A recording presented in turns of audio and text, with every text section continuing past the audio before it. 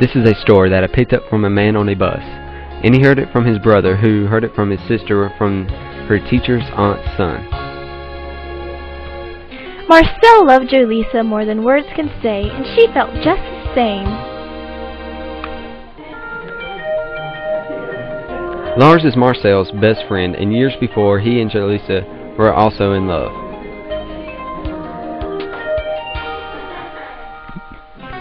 Jolisa met Marcel when Lars invited him to join the two on a trip to Rome.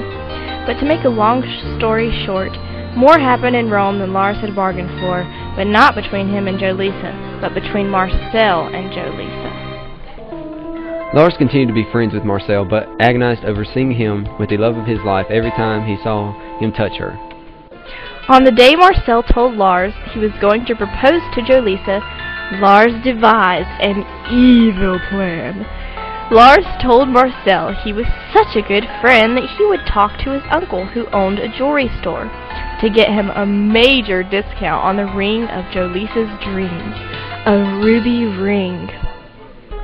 Valentine's Day, under the tree where they would meet after work, Marcel proposed to Jolisa in the most romantic way that he could think of, telling her how much she meant to him and how nothing could take her place. As Marcel slipped the ring onto her tiny finger, she smiled and said that this was the moment she has always waited for. Marcel told her of the kind gestures that Lars had done in getting the ring, and Jolisa decided to go to his house and thank him later. Walking up the steps to Lars's house, Jolisa looked down at the beautiful ruby ring and thought to herself that only a man who knew her true heart could pick out something so lovely, and decided she would break it off with Marcel after she told Lars how she felt. When Jolisa confessed her true love to Lars, he got a pained look in his eyes and told Jolisa that she would have to go home. But before he could finish, she fell to the floor and took her last breath because of the poison ring Lars had bought.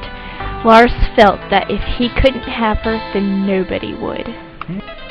After not hearing from Jolisa for more than 2 days since the proposal, Marcel became frantically worried. He decided to go to Lars' house to see if he has talked to her. But what he found was a shocking surprise.